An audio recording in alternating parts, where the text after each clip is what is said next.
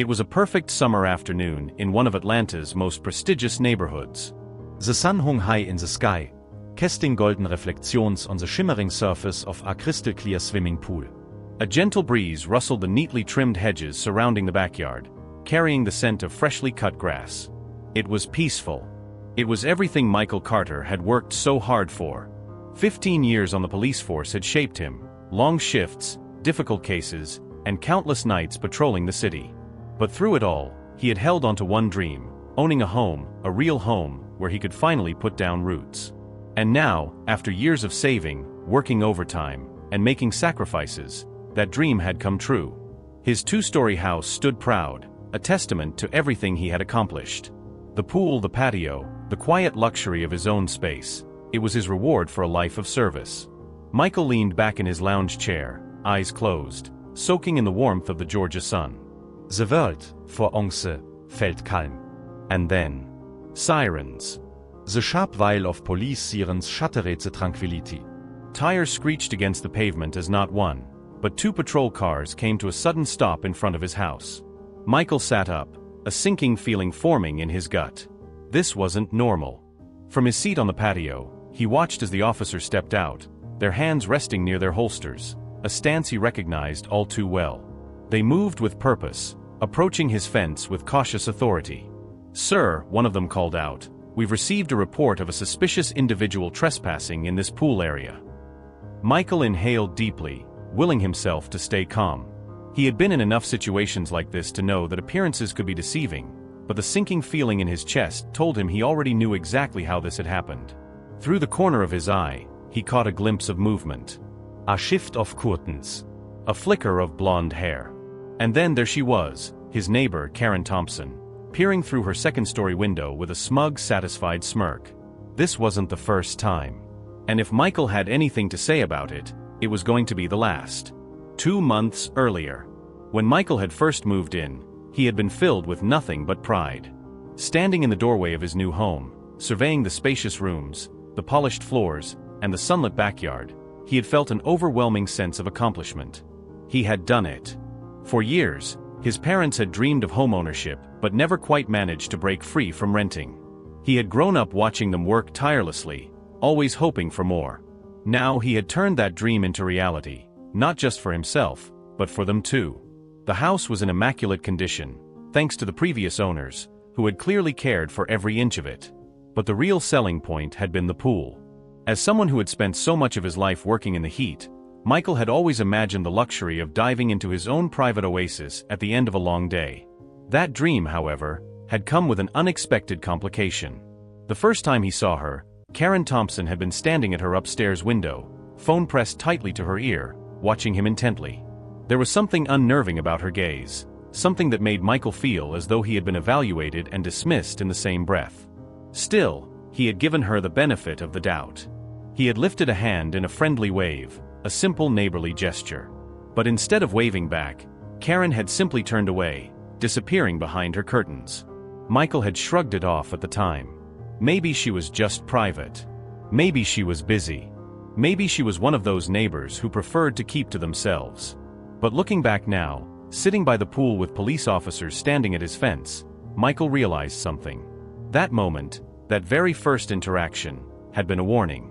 He just hadn't seen it yet. The next day, Michael was out running errands when his phone buzzed with an alert from his home security system. A motion sensor had been triggered in his backyard. He frowned, opening the app to check the live feed. The image that appeared on his screen made him pause in disbelief. There, as if she owned the place, stood Karen Thompson. She had let herself in through the backyard gate, completely uninvited. Dressed in an expensive designer swimsuit, she had draped a luxury beach towel over one of Michael's lounge chairs and was now casually dipping her feet into his pool, her face tilted toward the sun in pure relaxation. Michael felt a surge of anger. He had just moved in, and already his neighbor had decided that his home was hers to use as she pleased. By the time he arrived back home, Karen was still there, lounging like a guest at a private resort. Michael parked, took a deep breath to steady himself, and walked toward her. "Excuse me," he called out, keeping his voice even. "Can I help you?" Karen turned, one hand lazily shading her eyes, as if only just noticing his presence. Then, placing a delicate hand to her chest, she gasped in mock surprise. "Oh!" she exclaimed, eyes widening theatrically. "I thought you were the new pool maintenance guy." Michael stared at her, unimpressed. "I'm not the maintenance guy," he said, keeping his tone professional. "I'm the owner of this house." Karen's smile froze for a fraction of a second before she quickly recovered. She let out a small dismissive chuckle and waved a hand as if to brush away his words. "Well, that's unexpected," she said lightly. "The previous owners always let me use their pool. It's just a little routine of mine." Michael's jaw tightened. He had no doubt she was lying. "I appreciate that, but I'd prefer if you asked for permission before entering my property," he said firmly. Karen's expression shifted, just slightly, but enough for him to see it. "The politemask krekt, and so meeting uglia looked beniat." "You're the owner," she repeated, as if the very concept were unbelievable. Michael could see the hesitation in her eyes, the way she paused, as if searching for the right words. Then, she gave a small, uncomfortable laugh and gestured vaguely in his direction. "There must be some mistake," she said, her tone carefully neutral. "I know the realtor handling this property, and she never mentioned, well." She didn't finish the sentence. She didn't have to. Michael held her gaze, his expression unreadable. He had spent 15 years as a cop. He had heard it all before. "There's no mistake, Mrs. Thompson," he said coolly. "This is my home. And you're trespassing." For a moment, Karen just stotterte. Then, with a dramatic sigh, she gathered her things, her expensive towel, her designer sunglasses, her entitled attitude.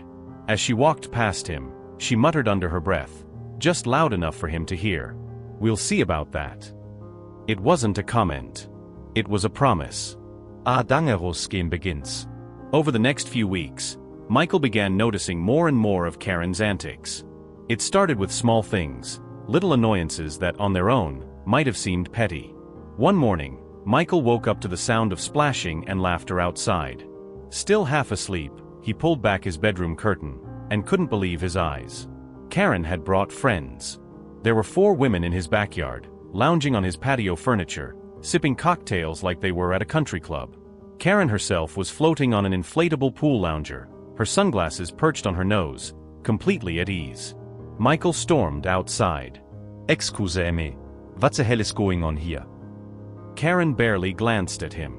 "Oh, Michael," she said breezily. "Don't be so dramatic. We're just having a little fun. This pool barely gets any use anyway." Michael clenched his jaw, forcing himself to stay calm. "This is private property," he said, his voice sharp. "You and your friends need to leave. Now." The other women shifted uncomfortably, whispering among themselves. One of them looked guilty. Karen said she had permission. One woman mumbled, already grabbing her things. Michael turned to Karen. "This is your final warning," he said coldly. "Next time, I'm calling the police." For the first time, Karen's expression hardened. Then, she smirked. "Go ahead," she said, standing up slowly. "Call them." She turned, adjusting her swimsuit strap as she stepped onto the patio. "My husband plays golf with Captain Richards," she added. "I know everyone at the precinct." And with that, she strutted away, leaving wet footprints across his tiles. Michael stood there, his fists clenched. Karen had just declared war. Gathering evidence. Michael wasn't a fool. He had spent years on the force. He knew how to handle people like Karen. He installed more cameras, this time, hidden in strategic places. If Karen thought she could get away with anything, she was wrong. And sure enough, the footage didn't disappoint. Karen was caught. Testing his back gate when she thought no one was watching. Peering into his windows late at night. Trying an old key on his door, a copy she must have kept from the previous owners. But the final straw came when he arrived home one afternoon to find something that sent his blood boiling. Karen had hosted her book club in his backyard. 8 women, sprawled out on his patio furniture, drinking wine, flipping through novels, and acting like they belonged there. Michael had had enough. He pulled out his phone. And this time, he made the call. A showdown with the police. 15 minutes later, 2 patrol cars pulled up in front of his house. Michael recognized the officers immediately. "Mike. Long time no see." Officer Davis greeted him, then glanced toward the backyard. His expression changed. "Oh, it's this kind of call." Before Michael could say anything, Karen rushed forward, her eyes wide, her voice laced with feigned distress. "Oh, officers. Thank God you're here," she cried. "This man is harassing us. We've always had permission to use this pool. He's being completely unreasonable." Officer Martinez raised an eyebrow. "Ma'am," he said evenly, "Michael Carter was one of our best officers. If he says you're trespassing, you're trespassing." Karen's face flushed red. "Please leave," Officer Davis added, this time more firmly, "before we have to make this official." One by one, Karen's book club scattered, hurrying past Michael with their heads down. Karen, however, hesitated. She turned to Michael, her face contorted with rage. "This isn't over," she hissed, her voice dripping with venom. "You don't belong here. And I'll make sure everyone knows it." Then, she stormed off. Michael watched her go, his expression unreadable. Oh, this wasn't over. But Karen had no idea what was coming next. Michael thought Karen might finally back off after the police had escorted her and her book club out of his backyard. He had given her multiple warnings, and now with law enforcement involved, any reasonable person would take the hint. But Karen Thompson was not a reasonable person. If she couldn't win by force, she would win by manipulation. At first, it was subtle. Small whispers creeping through the neighborhood. A few awkward glances from neighbors who had been perfectly friendly before. Then, the online attacks began. A series of anonymous posts started appearing in the community's Facebook group. "Have you noticed anything suspicious about the new homeowner on Willow Creek Drive? Strange activity at the old Jensen property. Wonder if the HOA is aware. Some of us are concerned about what's happening to the character of our neighborhood." Michael wasn't naive. He knew exactly where these messages were coming from. He had dealt with enough liars, con artists, and petty criminals in his years on the force to recognize a smear campaign when he saw one. Then came the HOA complaints. At first, they were almost laughable. A formal notice arrived in his mailbox, claiming that his lawn was unkempt and in violation of the neighborhood's landscaping policies.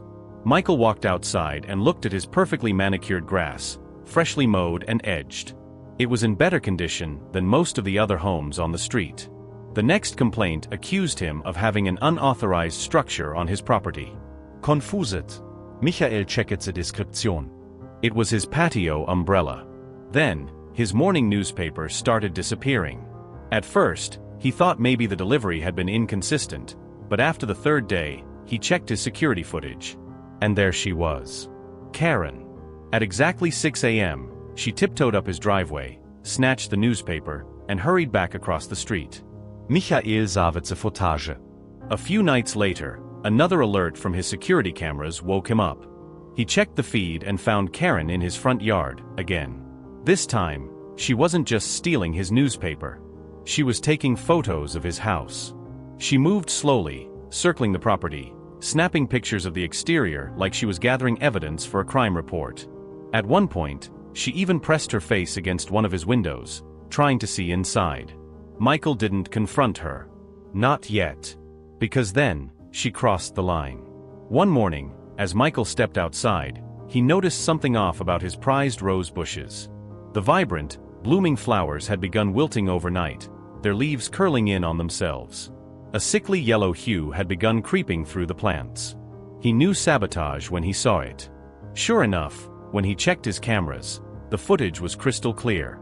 At 3:24 a.m., Karen had crept into his yard under the cover of darkness, a small plastic container in her hands. She knelt by his flower beds and sprinkled something over the plants, taking her time to ensure an even spread before slipping back across the street like a ghost. That was it. Michael wasn't just going to stop her. He was going to end this. The HOA meeting, a public reckoning. The next HOA meeting was packed. Whether it was curiosity, neighborhood drama, or the general love of gossip, nearly everyone had shown up. Even people who never attended had found a reason to be there. Michael sat calmly near the back of the room, waiting. Karen, on the other hand, had positioned herself at the front. She was dressed for battle, wearing an elegant blazer and a self-righteous expression. When the meeting began, she immediately took the floor. "I'd like to address a growing concern about our community," she announced, her voice carrying through the room. Some of the board members exchanged glances. "There have been certain changes in the neighborhood," she continued. "Changes that have made some of us very uncomfortable. As a real estate professional, I know how important it is to maintain our property values. And frankly, there have been incidents that don't align with the standards of this community." She didn't name Michael outright. She didn't have to. Every passive-aggressive glance in his direction made it clear exactly who she was targeting. Michael let her talk. He let her ramble about the decline of the neighborhood, the so-called disturbances, and her concerns over who might be moving in these days. When she finally paused, the room was silent. Michael stood. "Interesting points, Mrs. Thompson," he said smoothly, pulling his phone from his pocket. "Since we're discussing property values and neighborhood integrity, I'd like to show the room something relevant." With one tap, the screen behind him lit up. The first clip played. Karen, sneaking across his lawn, stealing his newspaper. A Murmur spricht trugs herum. The second clip. Karen, walking around his house at night, taking pictures through his windows. Gasps. The third clip. Karen, under the cover of night, dumping plant killer onto his roses. Det längse. Every eye in the room turned to Karen. Her face had drained of color. "That was," she stammered. "That's. I was investigating." "Oh, I agree, Mrs. Thompson," Michael said, slipping his phone back into his pocket. "There definitely was a suspicious individual sneaking around my property." A few people chuckled. Others just shook their heads in disbelief. The HOA president cleared her throat. "Well, Mrs. Thompson," she said carefully, "given this evidence, I think we'll need to reassess your concerns about property values." Karen opened her mouth to protest, but it was over. The room had turned. The whispers that had once been about Michael, they were about her now. She stormed out, her face red, her perfectly styled hair bouncing with every angry step. Michael simply took his seat, folded his arms, and smiled. Karen had started this war, but he was going to finish it. Michael had played defense long enough. Karen had pushed, tested, and trespassed her way into his life, treating his property like her personal playground. He had tried reason. He had tried the law. But Karen didn't respect rules. So if she wanted to keep playing games, Michael decided it was time to play one of his own. The idea came to him late one night, as he sat on his back patio, staring at the very pool Karen had been so determined to claim. The water was still, reflecting the moonlight, but all he could see were the countless unwanted intrusions. Her lounging like a queen, her arrogant smirk, her friends treating his home like a resort. And then, he remembered a conversation with an old colleague. It had been years ago, during an investigation into a community pool vandalism case. The maintenance crew had used a harmless dye to detect leaks, a special compound that remained completely invisible in water but reacted when it came into contact with certain chemicals. Specifically, high-end sunscreens and expensive beauty products. Michael's lips curled into a slow, satisfied smile. Karen and her friends had one thing in common: they wouldn't be caught dead using drugstore sunscreen. They lathered themselves in luxury brands, the kind that boasted hydration, anti-aging, and UV protection. And that was exactly what Michael needed. Over the next few days, he did his research. He ordered the perfect formula, a completely safe, non-toxic dye used in professional pool maintenance. It would only activate on contact, staining skin, hair, and anything else that had been coated in specific cosmetic ingredients. He tested it first, just a small amount in a bucket of water. He added a drop of the exact sunscreen Karen had left behind on one of his lounge chairs. Within seconds, the water around it flared bright green. Perfect. The setup. Word traveled fast in the neighborhood, and Michael had no doubt that Karen was planning another unauthorized pool party. She wouldn't accept defeat so easily. He overheard her talking on the phone from her backyard, voice loud enough to carry over the fence. "Yes, he's usually gone all day on Saturdays," she said. "Trust him, it'll be fine. Bring your best swimsuit." Michael smiled. That Friday night, he made his final preparations. First, he installed extra cameras to ensure he had multiple angles of the pool. He wanted every reaction captured in high definition. Then, he added the dye to the water, carefully following the manufacturer's recommended concentration. To the naked eye, The pool looked completely normal, the same inviting crystal-clear blue it had always been. And finally, he left. Or at least, that's what he wanted Karen to think. The pool party begins. Early Saturday afternoon, Michael packed his car, making a show of loading up his trunk. He even pulled out of the driveway, waving casually at a few neighbors as he left. But instead of heading into town, he parked around the block, then walked back home through a side entrance, slipping unseen into his home office. From there, he had a perfect view of the backyard. His phone was open to his security feed, and all he had to do was wait. Right on schedule, Karen appeared at his back gate.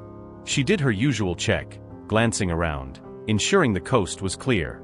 Then, with the confidence of someone who believed she was untouchable, she pushed open the gate and strode inside. This time, she had brought a full entourage, 6 of her friends, all carrying expensive beach bags, all dressed in designer swimsuits. "Ladies," Karen declared, lifting a bottle of champagne, "welcome to our Saturday sanctuary." There were a few nervous giggles, but the excitement of a private pool party quickly drowned out any hesitation. Michael leaned back in his chair, watching as the show began.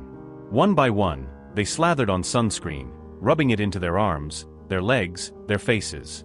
They adjusted their wide-brimmed hats, slipped off their cover-ups, and waded toward the pool's edge. Karen was the first to dive in. She made a graceful splash, emerging with a satisfied sigh. "The water's perfect," she called out. "Come on in." Her friends followed, laughing, splashing, completely unaware of what was happening beneath the surface. The green awakening. It started subtly. A woman near the pool's edge frowned, rubbing at her arms. "Karen," she said hesitantly, "is your skin looking different?" Karen glanced down at her hands, squinting in the bright sun. For a split second, she didn't understand. And then she saw it. Her skin was turning green. Not a light tint. Not a faint discoloration. A full, vivid, unmistakable emerald green. Hier schriek's blitze er. The other women started noticing it too. Their legs, their arms, their faces. Every inch of skin where they had applied their luxury sunscreen was changing color before their eyes. Screams of pure panic filled the yard. One woman scrambled out of the water, looking down at herself in horror. "Oh my God," she wailed. "I have a wedding next week." Another woman, her face streaked with green, turned toward Karen in shock. "What's happening?" Karen was hyperventilating, frantically rubbing at her skin, but the more they scrubbed, the worse it got. The dye had set in, and it wasn't coming off anytime soon. Then, one of them spotted a camera. A teeny, blinking red light. Karen froze. Michael watched in satisfaction as realization dawned on her face. This wasn't an accident. This wasn't some freak chemical reaction. This was intentional. The Great Escape. The women fled. Dripping wet, stained bright green, they ran screaming through the neighborhood, leaving behind green-tinged footprints on the sidewalk as they went. Michael let out a low chuckle, rewinding the footage to make sure he had captured every second. Oh, he had. And it was gold. By the time he finally stepped outside, the yard was a mess: abandoned towels, spilled champagne, forgotten sunglasses. The only thing missing was Karen and her entourage. The pool, however, had never looked better. Michael took a deep breath, feeling lighter than he had in months. Karen had spent weeks trying to embarrass him, trying to make him feel like he didn't belong. But now, she was the one hiding indoors, while the entire neighborhood laughed at her. Michael pulled up his phone, watching as his security footage began circulating through local social media groups. By nightfall, the video would be everywhere, and Karen Thompson would never live it down. By the time the sun set that evening, the neighborhood was already buzzing. The echoes of Karen's emerald green escape were still fresh, but the real storm was just beginning. Michael sat back in his chair, scrolling through the video clips on his phone. He had stitched them together seamlessly, every moment captured in perfect clarity. The footage opened with Karen's countless intrusions, each one time-stamped, followed by the grand finale: 6 shrieking women, streaked in bright green, fleeing down the street like a scene from a bad sci-fi movie. And the best part? The background music. A smooth, slow jazz tune, the same one Karen had played during her illegal pool parties, gently accompanied the chaos, giving the video an almost cinematic elegance. Michael hit upload. Within hours, the internet had spoken. Trespassing Karen geht's green with envy. Pool party gone wrong. Entitled woman gets what she deserves. The wicked witch of Willow Creek. The video spread like wildfire. It was shared, reshared, and dissected by thousands of strangers who had never met Karen but had all encountered a Karen before. Screenshots of her green-stained face became memes. People flooded the local community pages with laughing emojis and green heart reactions. And then came the hashtags. Hashtag Green Karen. Raute Karma in the pool. Hashtag Entitled and Emerald. The nickname stuck. Karen Thompson wasn't just a nu isangs animore. She was an internet legend. The fallout. By Monday morning, Karen's professional life began to crumble. Michael hadn't needed to contact her real estate agency. Her clients had done it for him. Their Facebook page was overwhelmed with angry comments. Would you trust an agent who breaks into people's houses? Does this company support trespassing? I'm in the market for a new home, but maybe you should keep your employees under control first. The firm had no choice but to respond. A public statement was issued. At our agency, we uphold the highest standards of respect and professionalism. The actions depicted in recent footage do not reflect our company values. Effective immediately, we are severing all ties with Karen Thompson. Karen was fired on the spot. Packing up and moving out. For the first time since she had declared war on Michael, Karen went silent. She no longer prowled the neighborhood. No longer stood by her window, glaring through the curtains. Her house, once the center of her self-importance, had gone eerily quiet. And then one morning, Michael stepped outside to see something he hadn't expected so soon. A for sale sign. Karen was leaving. It wasn't a question of if anymore. The question was how fast could she get out. Her downfall wasn't just a source of amusement, it had united the neighborhood. People who had never spoken to one another before were suddenly exchanging stories. I should have said something earlier, Mrs. Rodriguez admitted, shaking her head. Last year, she called the HOA on me because my Christmas decorations were too ethnic.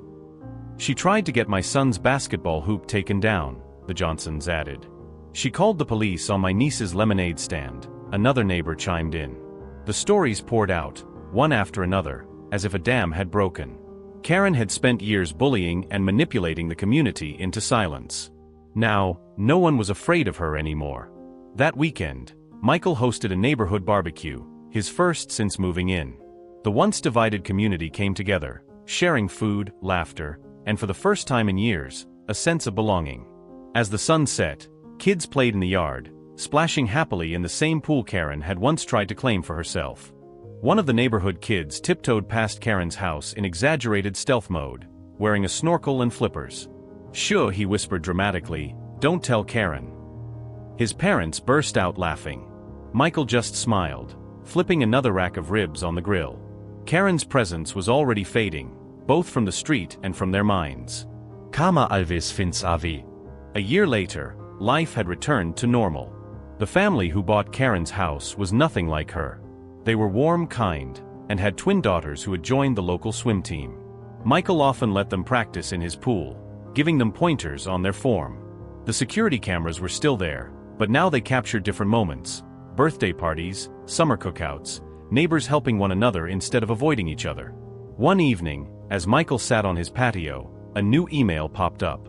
The subject line caught his eye. "Remember Karen? You'll never guess what she's up to now." It was from a local news station, one that had covered the original story. Karen, it seemed, had moved to a new state. But some habits never die. This time, she wasn't demanding access to a pool. She was demanding access to someone else's private tennis court. Michael let out a low chuckle. He didn't even bother opening the email. He simply marked it as read, leaned back in his chair, and stretched his legs out toward the pool. The water rippled gently, clear and undisturbed. For the first time in a long time, it belonged only to him. Sometimes, the best way to deal with entitled people isn't through arguments, confrontation, or even anger. Sometimes, the best response is to simply let karma do its job. Michael had tried reasoning. He had tried setting boundaries. He had even tried law enforcement. But Karen had ignored every warning, every consequence, believing she was untouchable. In the end, it wasn't an argument that brought her down. It wasn't a fight. It was her own actions, played back for the world to see, that sealed her fate. She had trespassed, lied, and harassed. And for all her scheming, all her manipulation, she had been brought down not by a legal battle, not by force, but by a swimming pool and a little green dye. A fitting end, really. Michael lernet so meting important from the experience. Police thrive in silence. They rely on people not speaking up, on neighbors being too afraid or too polite to push back. Karen had spent years making life difficult for others, and no one had stopped her because it had always seemed easier to look the other way. Until now. Once the truth was exposed, once people saw her for who she really was, everything unraveled. And maybe that was the real lesson. Karma doesn't always work quickly, but when it arrives, it's unforgettable. So if you ever find yourself dealing with a Karen, whether it's a neighbor, a coworker, or just someone who thinks the world exists to serve them, remember this. You don't have to stoop to their level. You don't have to fight their battles for them. Just make sure you have good security cameras. And maybe, keep some pool dye handy. If you enjoyed this story of sweet, satisfying karma, don't forget to like this video, share it with your friends, and subscribe for more. Have you ever dealt with a Karen in your life? Drop a comment below and tell us your story. We'd love to hear it. And remember, sometimes the best way to handle entitlement isn't with confrontation. It's by letting karma make a splash. Thanks for watching, and we'll see you in the next one.